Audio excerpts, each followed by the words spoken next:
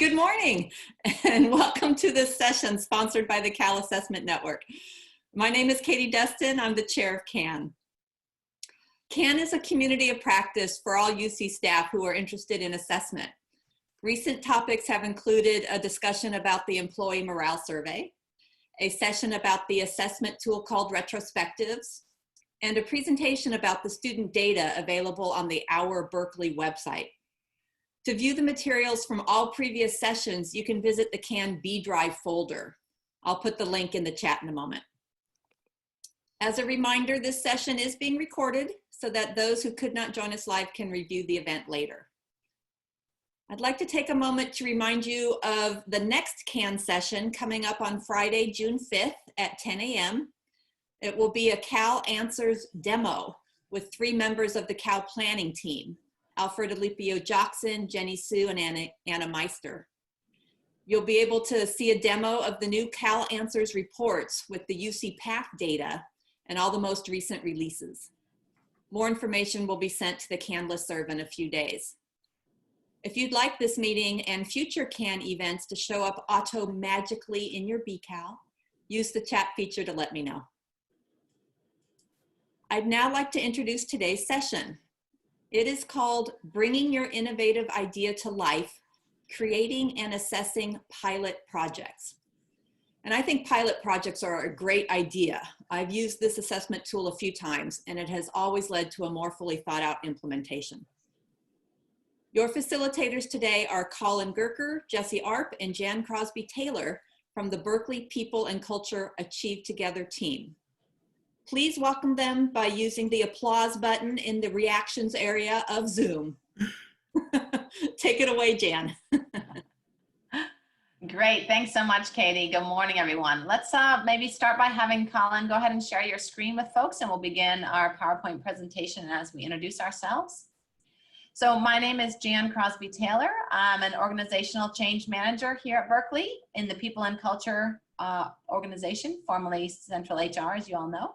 And I'll let Colin first, and then Jesse go ahead and introduce themselves.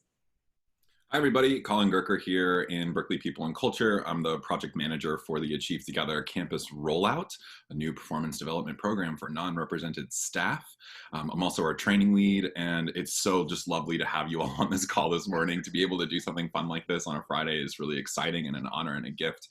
And it's really nice to see some of our colleagues on the call today too. Hi, everybody.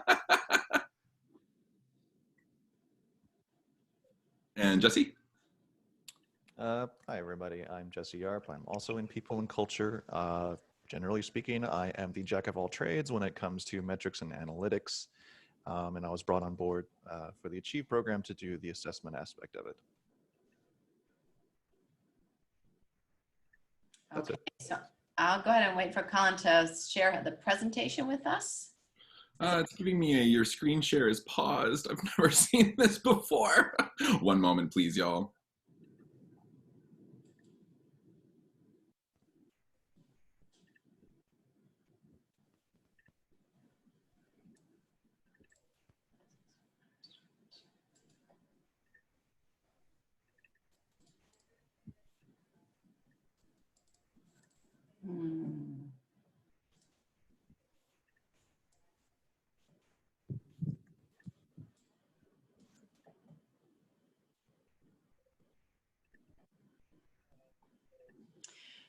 Well, I think what we can do, I know Colin is working on that. We have multiple hosts, so we may be having a little challenge with that. I don't know. There we are. Well, that's the first screen anyway. Okay, I just changed the settings, so you should be able to do it now. Oh, great.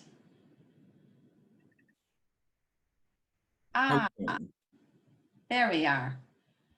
Well, heavens to Betsy, how about that for your nerve this morning, everybody? All right, cool. Is everybody able to see it now? Yes. Fabulous. All right, Jan, I'll take it over to you. Just when we think we know all the tricks of Zoom and we've done Zoom a million times, there is still something. Anyway, so it's great. Continuous learning. That's what we are talking about, right, in the pilot? Okay, so today's workshop is focused on taking an innovative idea into action through piloting and assessing new ways of doing some sort of work. So our case study today, as Katie mentioned, we're actually looking at the Achieve Pilot Performance Development Program, which is wrapping up in June, because as you know, we are moving into Achieve Together. So what I'd like to do right now is ask you all to write into the chat, what kind of ideas have you thought about implementing, or would you like to implement? Just sort of, you know, what comes to mind? Like, what do you think you could do better? What would you like to do? And if you are not familiar with how to get your chat, what you're going to want to do is look at your Zoom window, sort of hover towards the bottom. You'll see a chat icon and the word chat, hopefully. If you click that, you will get a new box, a new pop-up window, and that will be your chat. Hopefully many of you have that up already, since Katie has already shared with us some nice information about CAN. So go ahead and write into the chat any ideas that you've already been thinking about. Or maybe if you don't have one, sort of what are you hoping to get from today? What kinds of things were you looking for?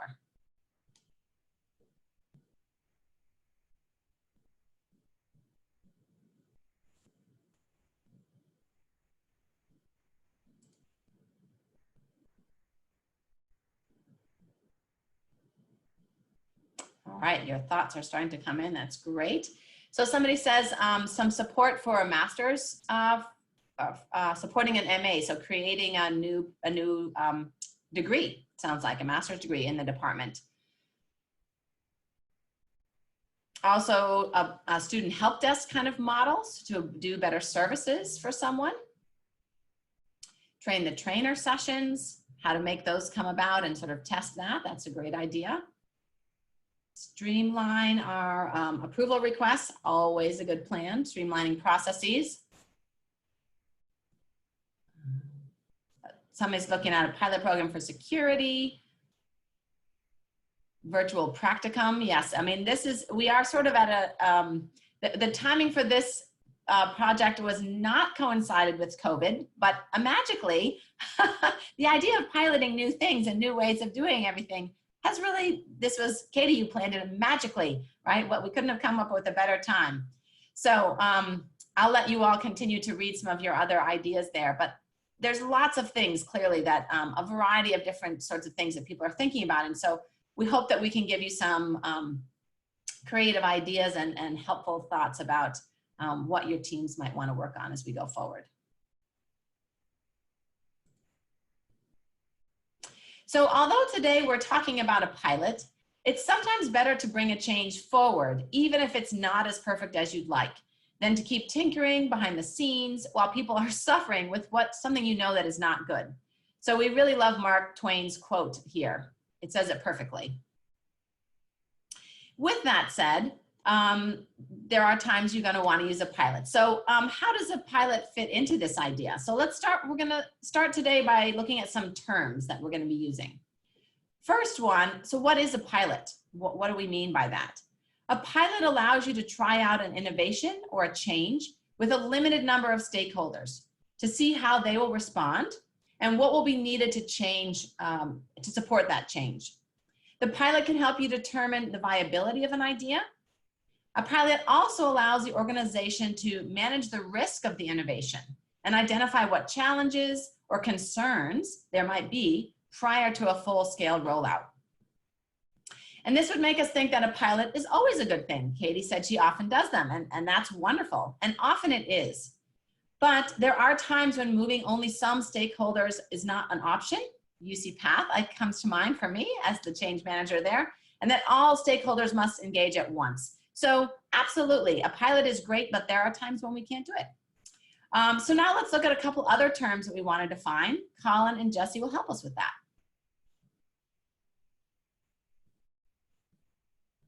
So we're going to be focusing a lot around innovation today, and I think that when that word is presented into our minds, there's a lot of different things that might come up based on your own experience with innovative spaces. When we're talking about innovation, it could mean that it is the new iPhone with 16 cameras on the back, but when we're boiling it down to a little bit more of a simpler view, it's about using knowledge and skills and professional experiences that you have to seek efficiencies and to improve work outcomes. Thinking about it even more simply, it's about bringing new and creative ideas into action. Jesse? Thank you, Colin. So how are we framing success? So to me, success is a very nebulous term. So at the very base level, did this pilot or program or initiative, did it do what we wanted it to do? Now, I'm an analyst, I'm a quant, so I want to work with data. So to track your progress towards success or towards the initiative doing what you want it to do, you want to consider what data might be available that you can use to establish first a baseline, and you'll use that baseline and further data to track your progress. This can be surveys, like smile sheets or so that you might see in after a training, institutional data, or ideally some kind of return on investment. Also, ideally, these measures will be as closely aligned with the stated goals or missions of the program as possible. You may not have the perfect data sets or measurements, but any form of success tracking is better than none.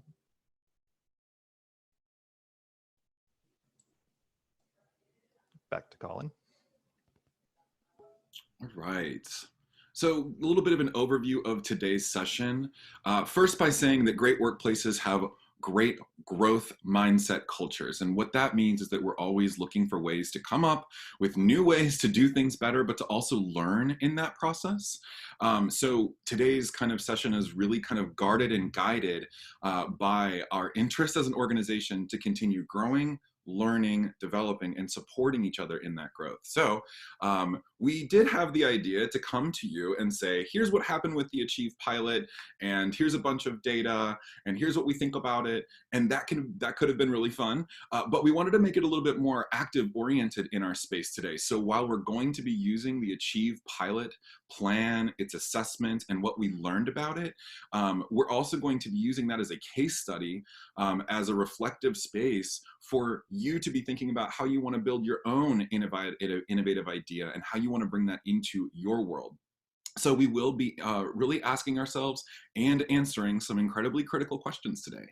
So get your thought partnership and brainstorm minds on. And what I'd ask you to do is find the attachment in the chat, and Jesse or Jan or Jan will put it into the chat for you. You can download the attachment.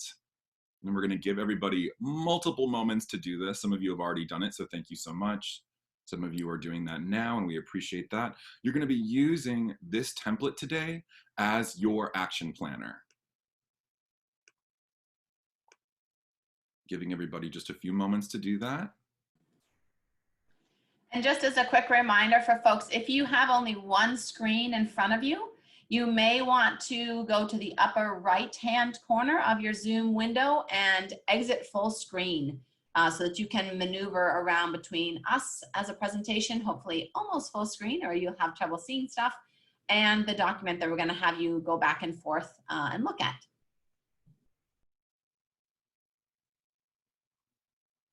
Okay, everybody, great work. So we're going to be revisiting this template, this action planner, a few times during our conversation today. And you're going to have the opportunity in the kind of tail end of our session to get in a small group with a couple other people to talk a little bit about your innovative idea. No matter how well thought out it is or how in its infancy in terms of thinking it is, we're coming to this space around a growth set mindset and thinking about always continuing to improve the work that we're doing. So you will have time in the end to share your ideas and to get feedback with some partners. So keep that in mind as we're moving forward today. But before we get really nerdy and granular about our work, let's take a moment to think about some epic fails from companies that we know. So the Sun Chips compostable bag was a really good idea in terms of environmentally friendliness, but it was really loud. Do y'all remember that? And then it went away from the grocery stands. Think about New Coke, Pepsi Crystal, green or purple Heinz ketchup from the 90s. These were all major facepalm moments from really powerful companies that might have had really well-resourced pilot projects with focus groups and a lot of money behind it. but an entire team of people said, yeah, that sounds like a good idea. And that's okay sometimes to do things that turns head, because look at it, in 2020, we're bringing it up today to talk about it. So that's free marketing for these organizations. But I wanted to make a clarifying note that Patrick Stewart right there, he wasn't a major fail. I just wanted to create a meme moment for us to say, ugh, Pepsi Crystal, gross. But then also be thinking about pilots in television shows. They always start with a pilot, and then there's usually major differences that you might notice in the pilot first episode compared to the rest of the season, compared to the rest of the series. Those writers and directors are always thinking about what could be better about this scene, this detail, the delivery of this line, or how the overall show, frames the work of continuous improvement. I also want to take a moment to think about the show Ozark, which just wrapped up its 3rd season. And as a native Missourian, I'm just getting into it and I can't stop watching it. But the reason why I'm talking about it is it's in its 3rd season. In the first 2 seasons, they were really well reviewed. The 3rd season has a 97% on Rotten Tomatoes. It's like 20% differential between its first 2 seasons. So taking that time to really sharpen their skills and to get it right and to try better, and then in their 3rd season, that's their swan song. And you might have your swan song, your amazing project, be your pilot or be what you do to change into a larger rollout, but thinking about always how can we do things better. And that's really where we start today. And with our first critical question. And I want to also start with a quote by Maya Angelou and thinking about, okay, how can we do things better? Do the best you can until you know better. Then when you know better, do better. So our first question really starts in that more reflective space, right? So particularly with the Achieve pilot, we were learning a little bit about how folks at UC Berkeley were feeling about performance management, performance development, performance evaluations. And quite frankly, I've worked in the performance world for quite some time, and I know it's not everybody's favorite thing. But at the same time, folks really like getting good feedback, and folks really like having great check-ins with folks they work with that are supportive and engaging and developmental and collaborative, and that we're sharing and partnering in our success. That all sounds really good. And that's performance if we're doing it well and if we're working towards helping people do it better, to lean into having more conversations and to support one another through having those meaningful conversations. So I wanted to share a little bit about some of the more technical definitions around performance management. So we have some of that kind of nerdy context as we start to dive a little bit deeper into our case study today. So when we're talking about performance management, it's really around organizational operational standards, structures, processes, and documentation for ongoing work planning, alignment of individual, team, and organizational priorities. It's an opportunity to reward high performance and coach for ongoing development for underperformance, for folks who need a little bit more support. So I mentioned a little bit about, we were hearing some feedback about what folks thought about performance at UC Berkeley, and it's actually not that different from some of the issues that came up with other organizations, and we're going to get to that in a few moments. But from our own people, our own user experience, the feedback that we were getting was coming through emails that come through the AVC's inbox. It was also coming through focus groups and assessment and engagement survey results. So we were able to really start to paint our picture with learning some of the kind of mindsets and skill gaps and pinch points that folks were feeling around performance. And that was that the process itself was a little bit disjointed from day-to-day work. Thinking about the one that we're sunsetting here, it's a one-time-a-year performance evaluation. So a little bit event-driven, and thinking about this seems a little bit disjointed from our adaptability and agility when thinking about talking about our work and calibrating our expectations. But also that we've learned that the evaluations were administratively burdensome. So there was a lot of change around what was required to be submitted around performance at UC Berkeley over a long range of time. At one point, there was a set of 11 competencies that needed to be reviewed. And then we kind of took a hard right and focused really around goal setting with some pinch points around the online tool functionality. So we needed to really look into that to make it a little bit more simple, but also that we're not creating a space and process that felt administratively burdensome, that folks felt, oh, okay, I know what to do here and I can feel effective in this space. And then also we learned that 46% of our employees were only talking about performance once a year. So that there's a couple things here. That also means that a huge component of our organization is talking about performance a lot more than that. But to notice that almost half, there's an opportunity and a gap there. We also learned that folks were feeling that goals were inflexible, goals being hardwired to 365 days per year. It's not necessarily how everybody's work is arranged. Some folks have goals that last for 2 years. Some folks have goals that last for a day. So we want to make sure that we're creating a little bit of space in between that for learning about folks' preferences around goal flexibility. And that we needed more opportunity for engagement, developing and coaching and support. So building a coaching culture and building coaching skills. We also learned what other organizations were doing around performance. So before we started to say, what do we want to do about what we were learning and identifying our case for change and noticing there's a problem here, noticing we have to do something about it, we looked around for other organizations. And particularly in the UC Irvine decided to sunset their year-end evaluations and move into a different approach that included more performance conversations. So we had a partner university down the road there that was a great first step, but also to notice that in the nonprofit and for-profit world, 90% of organizations are revising how they do performance at this moment. And it includes getting rid of year-end evaluations and bringing more ongoing frequent check-in conversations into our space. It also includes humanizing performance with an emphasis on meaningful conversations, coaching, feedback, appreciation. And what we also found is that organizations were testing out new approaches through piloting before they would set the gear shift way up and build a new thing without testing out how it was going. So we took all that into consideration and started to build out our plan for what we could do better. And that really takes us to our first opportunity for you all to start doing some reflection in that space as well. So if you would please take a moment and bring up that handout that we shared with you earlier, your action planner to bring your innovative idea into life. So what I ask you to do is start jotting down your idea. If you're still working on thinking of a project, start by asking yourself, what could you do better in your space and your work, maybe your team, maybe your organization, if you're a leader? And start jotting down your responses to question 1. And in this question, you're really asking and reflecting on, what could you do better? What can we do better as a team? And then to be kind of going through your thoughts around, well, why is this need change? Why is this change needed? What are the risks if we do or do not change? What does a better user experience look like?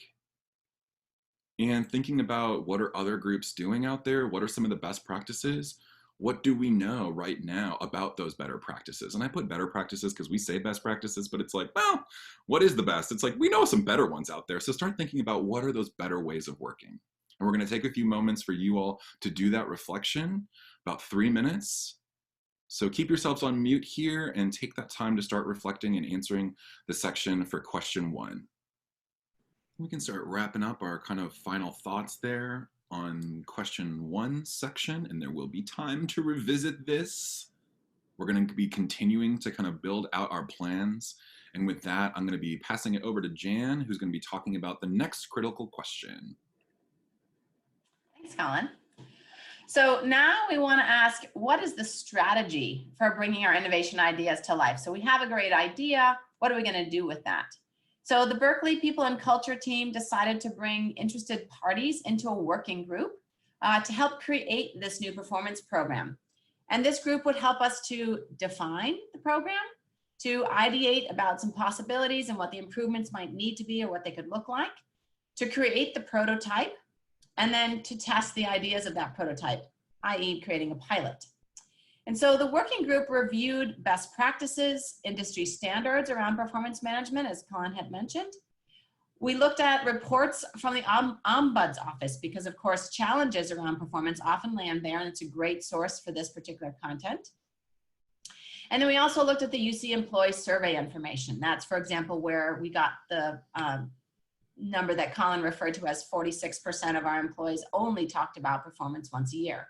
So we gathered some real data to make some decisions, and we brought together organizational development experts to help move through the process, as well as our subject matter experts in people and culture to help design the new approach to performance.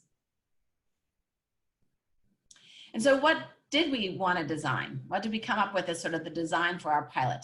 Well, we wanted to make sure that we trained managers and supervisors on coaching skills, as this would be the backbone of the new performance program, really a culture shift in how managers and supervisors engage with each other.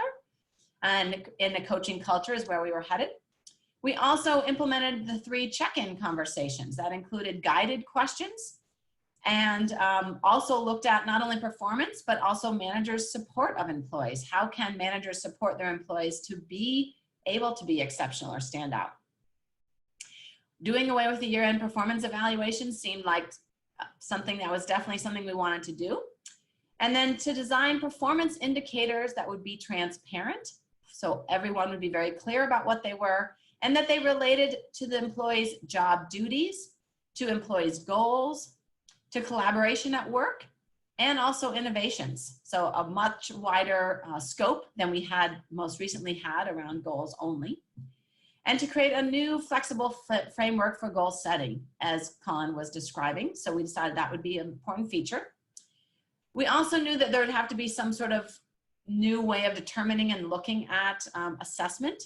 In other words, sort of related to the end of year, how would we move from the 3 conversations to whatever we needed to do in an annual assessment cycle.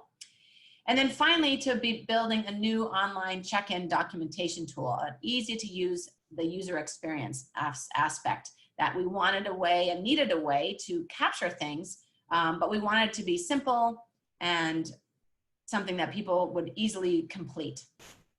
So people and culture offered the opportunity to departments to be part of this pilot for the new performance program. And 6 departments volunteered, including people and culture. So it was an interesting case in that we had people and culture being the group that was doing the pilot, sort of organizing and running, but we were also partaking in it. And there was definitely goods and bads about that. So we won't go into that much here, but something to consider, right? It's like any kind of research, you're in it as well as being outside of it. All right. One thing I wanted to mention, Jan, also, Yeah. this sample size, and when we're talking about our pilot, I think we forgot to mention this, 1,000 non-represented staff in the sample group. So we're not talking about just a few folks here. 6 really different units: law school, Haas, IS&T, UDAR, Chem, and Berkeley People and Culture. So getting a really great opportunity to learn from different spaces as well. Great point, Colin. And yeah, so that 1,000 represents almost 20% of our total non-represented employees. So yeah, that's a really great point, Colin, on how many people were included, even though it was a pilot. And that number will vary, right, depending on what you're doing. Okay, so now we're moving quickly on to our next question. So again, we're having you go to your Word document that you've downloaded called Bringing Your Innovative Ideas to Life. And we're now looking at question number 2. So what's your strategy to bring your idea to life?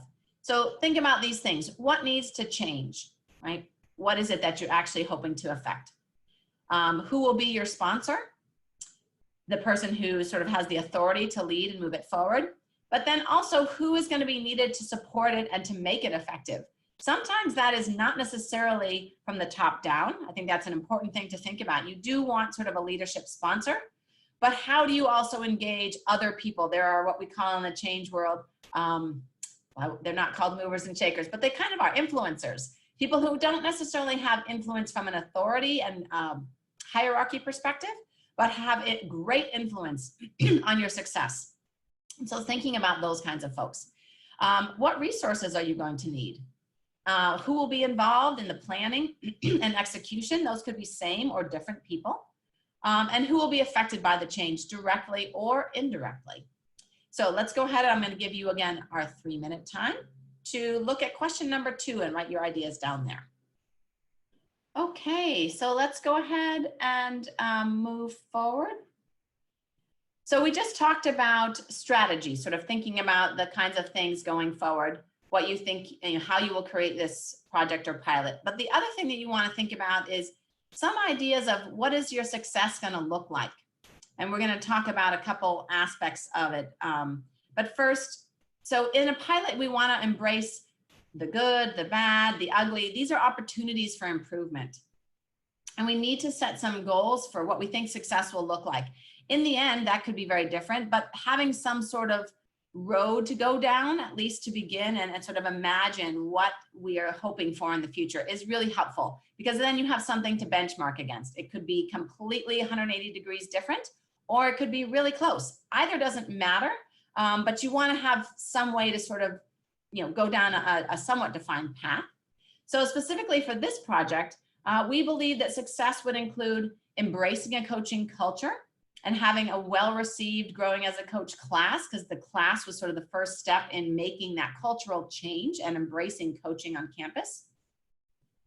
We also knew that we wanted better engagement between employees and their supervisors by participating in the check-in questions and feeling that there was a new way of working between those two parties.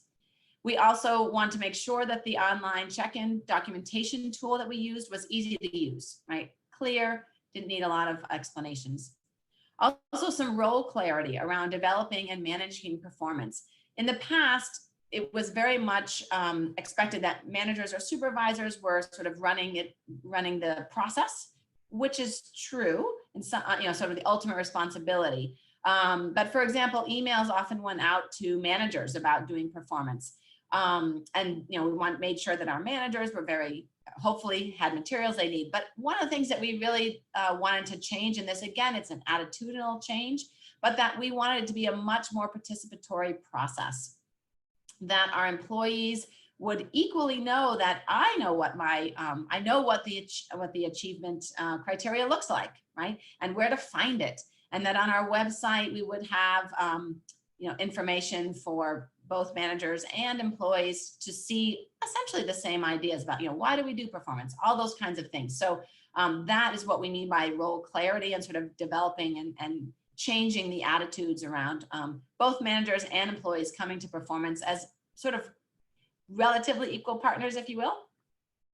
But it was also, so that's sort of like the ideation of what our success looked like. But it was also important for us to think about the success of the process. What would we allow the process to be as we move through the pilot? And so for us, this included creating a space for challenge, for grappling with ideas, for dissent, discussion, and opportunities for continuous improvement often came out of that. There were a number of times where we would come into a meeting thinking, yep, we're moving down the particular path. We had actually talked to many of the participants sort of beforehand, sort of how you doing, to help guide the process. Then we'd come into a room together and honestly come up with quite a different and really probably better idea. So it's really interesting how we allowed for that. And I think that was a really important piece. So not only the envision of what will be success at the end of your pilot, what might that look like, but what does it mean to be successful in the process, right? So that's just as important. And then part of the process also was allowing us to get a clear understanding of any major gaps, whether that be skills or training, myths that were out there. So, hearing back from folks, and areas that needed more clarity particularly for a non-subject matter user. Performance, I think, is a really great example, and many other things are too, where we have subject matter experts who know all about performance. This is what they've worked on a lot. They sort of know why we do performance. I mean, it's often an HR sort of person, but yet we are asking everyone who's not in HR, as well as people who are, but people who are outside of that realm, to utilize this tool. So we really need to make sure, I mean, this is one of the things that I'm very conscientious about as a change person, is that the inside baseball is great for the people who are inside baseball, but it's not that great for those of us who casually watch baseball, right? I don't know what it means to be whatever. We could take that as sports analogy as far as we like. I don't really love baseball, so I'm not that good at that sports analogy. Anyway, so that was a really important piece. And then, so that's the defining of success, looking at the defining of the process. But now let's talk about how do we measure that? And that's Jesse's way. All right, thank you, Jan. So what were we looking for when we were doing the assessment bit? And what we're looking for is a general understanding of the Achieve program itself, online documentation tool, the 5 or 6 check-in questions, the growing as a coach training, and then general open-ended comments about the online tool or other improvements for the program overall. Now, how we went about doing this is we came up with a blended approach. This was timing a quantitative and qualitative survey with each of the pilot participant groups after the check-in conversation. The quantitative side is going to be like your Likert type rating scale, strongly agree to disagree, or you can do averages, or you can do percentages of people who agreed with that particular statement. Qualitative is going to be those open-ended comments. We also did interviews with pilot participation groups, their departmental leadership, and then we have returned to those same pilot group leadership with the survey results so we could discuss the improvements and next steps that needed to be taken. So what did we learn about our assessment process? What people liked. The Achieve program had a more simplified approach. It was more aligned with day-to-day work, had more of a focus on the conversation and interaction. The objectives were more clear and people got more feedback. The check-in questions or the guided questions themselves were fairly popular. And then the overall coaching model that was underpinning this program. What people didn't like, online tool functionality, the what are you most proud of check-in question, survey fatigue, because we did this survey, I think 3 or 4 times. And I think towards the end, we had about a 50% drop in our response rate. And folks would prefer to have more communication ahead of time about the program. Yeah, Jesse, this is really helpful. The what are you most proud of question, can you kind of reflect a little bit about what we were learning and hearing in some of those responses? Came up multiple times in the results, and we did make a shift in that, which we'll talk about later. But can you share a little bit about that piece? I think that one, it didn't, I don't recall 100%, it's been a little while since I've looked at this, but I think it didn't really fit with the rest of the questions, or people were just having a hard time interpreting what they meant by that. I think by the end, we ended up changing that one to more what accomplishment or what achievement were you most proud of, I believe. Yeah, I think we took out the word proud and focused on, what are your major accomplishments from this period or something like that. It was the word proud that folks were having a lot of kind of curiosity or pushback around. So it's a great opportunity for us to say, okay, why didn't people like this? and what do we do with it? So very interesting to see how that came up in the more, this doesn't sit with me well space. Yeah. And as a side note, I will say this towards the survey. You might want to pilot your survey first, because when I was doing the comment coding, the #1 comment was, this survey goofed up. So that was fun to explain to leadership, but maybe having a few people just take the survey first and do some debugging would be helpful. Great. Okay, thanks, Jesse. So now it is your turn. So in this question, we want you to think about how would you define and measure success. So you want to look at sort of what is your ultimate goal? What are you hoping to change? What do you want to do, right? So what does that look like? What does success look like? What sort of questions will you ask to learn if you've reached your goal? This can be kind of challenging. But I think this relates to what Jesse talked about in the survey. The questions that you create and ask in a survey, and I think Katie's done a whole session about surveys, or there have been, it's actually a really critical piece when doing a pilot, just I'll say that. How will you define success? That's what I had talked about earlier. And then how would you do assessment? So there's lots of ways to assess. You could do a focus group. You can do questionnaires.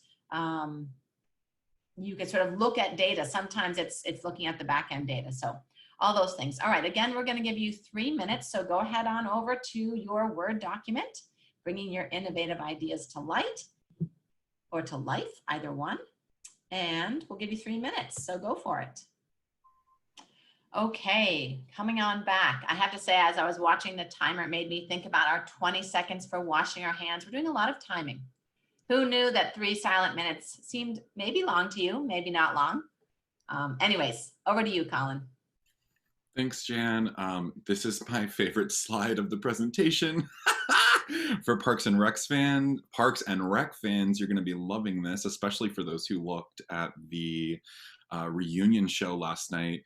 But now we're getting into our space talking about continuous improvement. And for folks who watch Parks and Rec, they know Amy Poehler's character, Leslie Knope, has a binder for all projects related to things that can be better. And this actually comes from their pilot episode, and it's my favorite quote from the series. She's just come out of a town hall where people are screaming at her about ways to make the city better.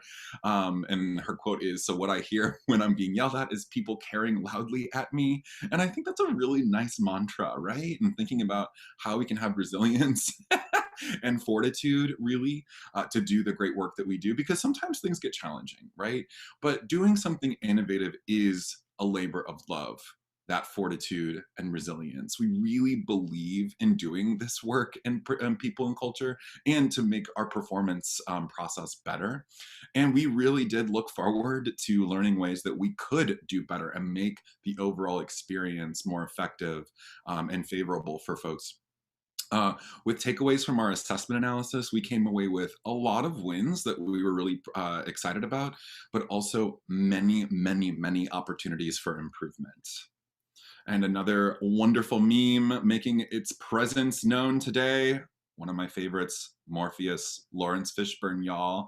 Cowboy Curtis, what if I told you your feedback could determine our future?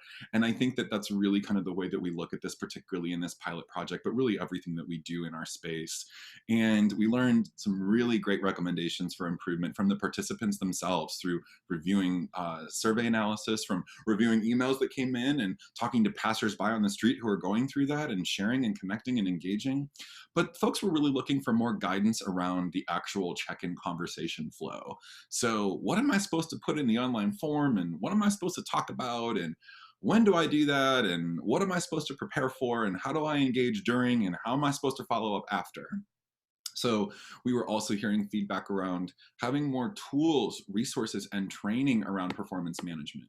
One thing I'll share with you is that the Growing as a Coach class has a 98% success rate in being able to take your learning there and practically apply it back into your team. That's a really high mark for a training. So great work to the designers and facilitators, Annette, Dishler, and Yinghua. But one of the things that we had a miss on was we didn't have a robust, specific to performance management, performance development training. Coaching skills is about relationships and conversations and framing the way that you supervise and coach and connect and engage and develop and support. Sometimes performance management training needs to be a little bit more technical and about the program itself, and a little bit about what are the guardrails and processes and directives and things I need to know to do this effectively. So we got really great feedback to beef up our resources and training options. And we're going to talk a little bit about what that looks like in today's day and age. But we also learned that we needed to provide a little bit more clarity around how these 3 check-ins roll up into one overall performance appraisal. And I think that's a really great question, right? Because we have a PPSM policy by the University of California system that says you have to have a performance appraisal program. And the way that we, needed to learn was, how are we communicating how these 3 check-ins roll up into one appraisal, and how instead they are not separate evaluations 3 times a year. So learned a lot around people's experience and learning about what is this and how am I framing it and how does it go into an overall evaluation. We also learned feedback from our pilot leaders. So the 6 pilot groups had leadership identified as part of the working design and engagement team with the pilot project. And we got feedback from them that we needed to really rework the questions. And that also came through some of the survey analysis as well. We heard from them that there was survey fatigue and confusion over, are we supposed to be doing year-end evaluations? Are we supposed to be doing check-ins? And then UC told us to change our merit timing, and there was all kinds of different things that were going on, so it caused some survey fatigue. We also received some feedback to update the achievement criteria. So the evaluative set of what are we really being held accountable to, right? So that it was, Jan mentioned earlier, you know, your job, your goals, innovation, and collaboration. We're going to talk a little bit about those changes in a few moments, about what we did to revise. And we made some tweaks going through the pilot. We noticed when something wasn't working, we made that tweak and made those decisions in a space that was engaged and inclusive and in a lot of ways democratic, but also that making sure that we were in line with the overall vision of being proactive people partners for all of our employees at UC Berkeley. So, for example, change some of the questions in the pilot that weren't hitting as well, and found some ones that were a little bit more effective to help people guide through that conversation. We also had a UX design team review for really giving us feedback around accessibility, making the tool a little bit more accessible for folks, as well as feedback that came from our project team. So folks who were really looking, working internally in Berkeley People and Culture, Central HR at the time, to manage the process of the pilot and to assess it. And we learned a little bit about how we can define better our own roles, how we can define the terms that we're using and the definitions that we have for those terms for the pilot program. How we're defining the process itself. You know, this is iterative. It has a lot of feedback coming in, and there's a lot of process mapping, and then doing Google Translate to figure out ways to best embed that process in tools, trainings, checklists, communication, website, etc. So lots of great feedback in that space. And also resourcing collaborative needs. The pilot team is 1/5 the size of the campus rollout team. So we beefed up our resources around the campus rollout to really, really well resource the amount of people who are engaged in making sure that we had all of our Michelin star chefs from Berkeley People and Culture working on this to add the right ingredients to the recipe. One of those big things was to really expand the need for kind of change management support and outreach and consulting. And that's really where Jan Crosbie-Taylor came on the project. And she and I worked really, really diligently to get out and share this message about what we're doing in the pilot, but also the coaching vision, especially with our help from our friend Inette, and talking about the changes that are now implemented with Achieve Together. So one of the things that I also wanted to share with you all is, well, we learned all this stuff, so like, what did you do with it? And for folks who were on the call with our friends in BPOG and CAN on Wednesday with Eugene Whitlock, when we learn something, we go and do something with it to make it better. And we learned quite a lot, and some of those key highlights were around needing to update the guided check-in questions. So we've talked about that. There were 3 iterative updates, and what you see on the Achieve Together website now is what we're going to use this year. And we're still going to learn more about folks' experience with these and the experience with having check-in conversations. And we want to continue to learn more, to continue to make it better in our spirit of continuous improvement. Also, thinking of that set of performance indicators we've mentioned before, the achievement criteria, job, how you're doing in your job, making decisions within the scope of your role, goal accomplishment, innovation, and collaboration. There was a lot of feedback to include an additional performance indicator around inclusion and belonging. This was our major opportunity to say, these are our university values, and now they have structure within how we're all held accountable to those. That's a big, big, big push forward.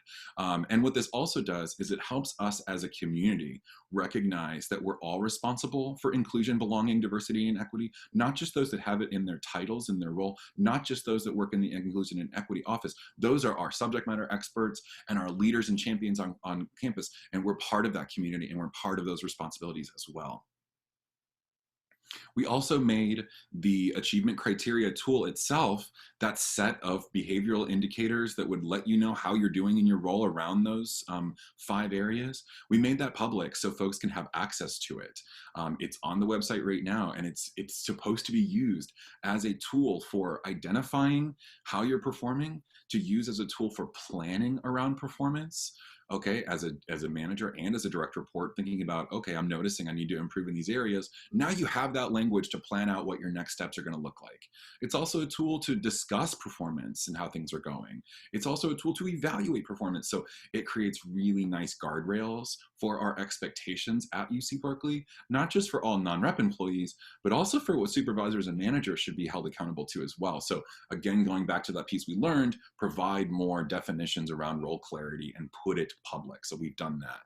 And that went through an incredibly exhaustive iterative process with our subject matter experts, with our design team, and with our executive sponsor, Eugene, and our sponsor, Angela Stopper.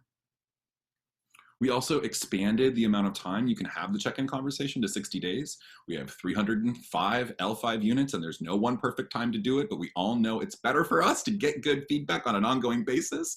So we provide a really wide, a really long runway to accomplish having these check-in conversations. And I think our kind of crown jewel was the beefing up around our outreach and change. We knew we needed to get out there and tell the story way in advance. And with our goal for people to say, stop talking about this. We know. And some of you are probably sitting here going, I know about these things. Thank you, fine. And we want to know your further feedback. But at the same time, we have reached, we've had 83 presentations about Achieve Together. We reached nearly 6,000 staff. That's almost 100% of our non-represented community. To tell this story, to engage in feedback. We now have one-on-one and group support, so you can book one-on-one performance support sessions. We have Ask Us Anything sessions about performance twice a month. We have e-learning for both direct reports and those that are managers. We have workshops that are like practicing out the different key elements of Achieve Together, like check-in conversations, like creating and communicating goals that are a little bit more flexible.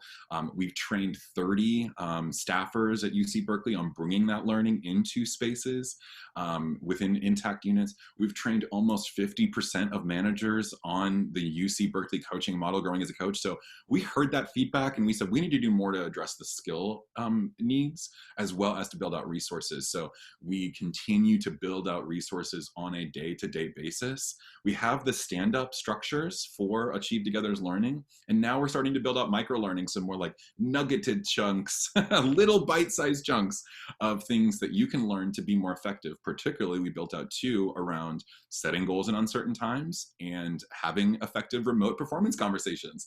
So if you have a learning need out there, you tell us, and we put it in our queue to continue to develop more resources to help us grow as an organization. So that was kind of the big dump of, okay, building, learning, defining success, taking what we learned and putting it into action. And now is your time to really think about what are those opportunities for learning and continuous improvement in your space.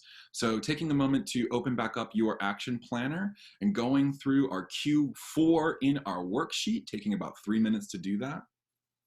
So this is really about unpacking, what will you do with what we learned? How are we going to share the return on investment with your stakeholders and sponsors? And that's what I'm working on now to share that up with our sponsors.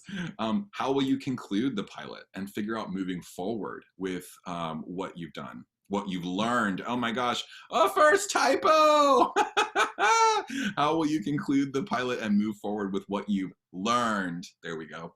What will you do to operationalize improvements? So let's take 3 minutes and start writing out. This is a little bit more of a dense time, a little bit more of a forecasting opportunity here. So let's get creative, folks, and have our quiet time and reflection. Starting 3 minutes right now.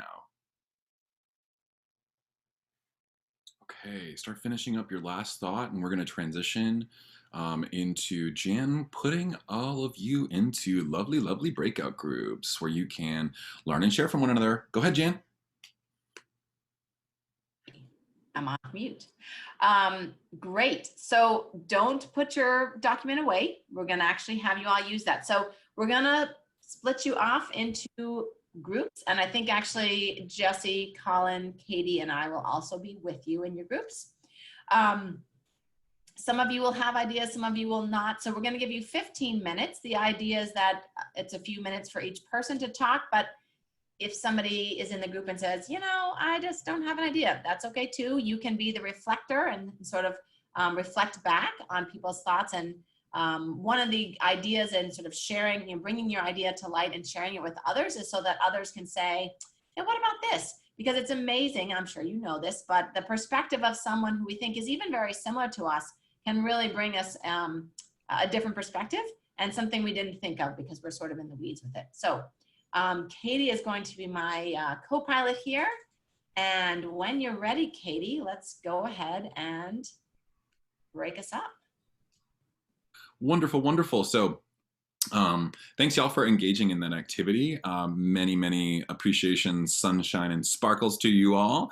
For folks who were going through building kind of their plan, we want to be making some space for folks to get some debrief time.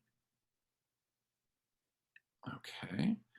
And Harumi, thanks for that feedback there. I don't think that raised hands are seen in the when we're in the chat. I think it goes right back to the managing participants. So happy to follow up with you after, and our apologies there for not noticing that. But wanted to open it up for folks to have time to say what was exciting or what did you learn about the in this activity. And you can come off mute and kind of share your perspectives.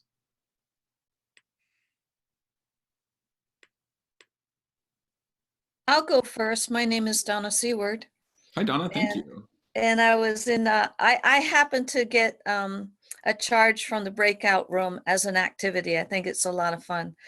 And so I was on with Avi and Jan, and I had my sketch of my ideas based on the Word document. And they were very supportive and had great questions to make me think about what else might I add in. Who is the timing right? Who's the sponsors? I'm with the Natural Reserve system-wide, 41 reserve tracts of land in the state of California for research and instruction, and the public service, as in classrooms going out to these natural reserves. So my idea is based around gathering folks who are already doing parts of the fundraising and also getting the word out and telling our story. So both Jan and Avi were very helpful in helping me see it wasn't just an exercise for me, it's something I could actually pull off and design as a short-term module, to not to build it too big, but to actually orchestrate folks and things that are already happening. So I've gotten so much from the session. Thank you very much. Thanks, Donna. Really appreciate that. And best of luck to you in doing that incredibly exciting work.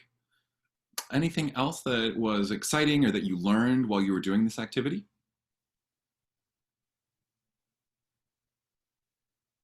Maybe what was challenging about it? Lisa's got her hand up. Liza, sorry, Liza.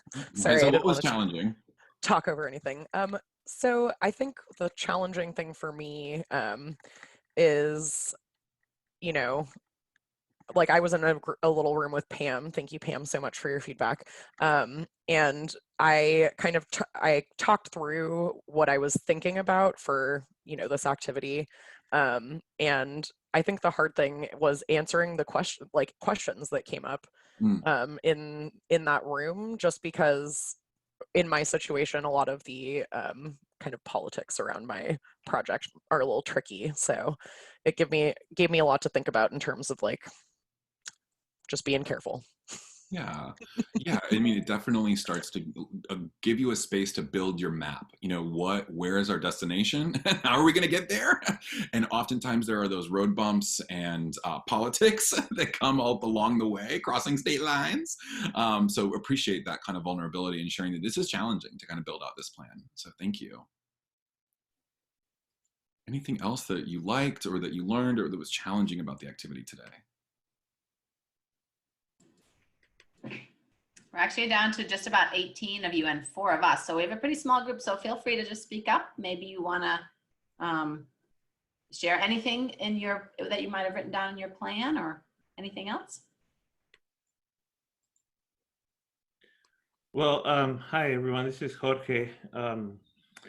I was able to sort of think through and the forum was helpful in helping me think through some of the key components and critical aspects of the pilot. It's actually a pilot that we've kind of had to shelve for various reasons. But in any case, the students and everybody else who's a Cal One card holder, I'm the manager of the Cal One card office, and we have previously received feedback from students, mostly from students who are anxiously awaiting the ability to use their mobile devices to identify themselves instead of a physical card. And so anyhow, there seems to be the likelihood that we can proceed with the pilot maybe within the next year or so as part of a larger RFP project that Katie has helped us steward, and in terms of the user requirements and preparation for the RFP. But yeah, the smaller mobile ID deployment pilot would be something I think that would be well received, and something that if we don't do, we're going to be perceived as a higher ed institution as being sort of behind the curve and not meeting our students' needs. Right. And I think, Jorge, so nice to meet you, by the way, because your name comes up in all the meetings that I'm coordinating with stuff. But anyway, so lovely to meet you. But one of the great things I think about a pilot, and your case gives a great example of this, is that you're talking about students, but our student populations are so varied, right? We have graduate students, single parents who are 30. We have 20, 19, and 19-year-olds. So using a pilot allows you to sort of select a few from each group and really get a good view. I mean, the other way to do a pilot is trial undergrads first, or, you know, there's 2 ways to think about it. A little bit of people from all the different groups, or like maybe you wanted everybody in one department because they're kind of easy to then message to. So it's really interesting to think about what could it look like. Yeah, I mean, I think for us, it's going to be a matter of feasibility, and in that regard, because the Cal One card program reports through the Residential Student Service Auxiliary, we can actually, we have sort of full control over piloting in the dining facilities and the housing facilities. And so we can do point of sale, we can do building access and identity, so for, you know, the security monitor situation. So I think the RSSP realm will be the sort of most practical place for us to pilot, and then move out to the various other cohorts. Well, that's really exciting. And thank you so much for sharing that in an in-depth way. I love nerding out over that kind of stuff in higher ed. So thank you for that. Also wanted to be mindful of our time and to say thank you, but also send it back over to Katie so she can close us out for today. And thank you all so much for being an absolutely incredible audience. This was a big brain buster today. So we appreciate y'all's critical thinking skills and participation. Thank you. Great work. Yes, and everybody give them a round of applause using your reaction emoticon. Thank you very much. It is challenging to do these kind of interactive sessions online, but well done, very well done. So I hope everyone found this meeting was helpful. I hope it helps you to still feel connected to this community of practice. And we all hope that you and your family are safe and well. Thank you. And we'll hang out just for a few moments if folks want to ask some other questions, and we're happy to be supportive following up. Never hesitate to contact us. Thanks, Katie, and thanks, Can.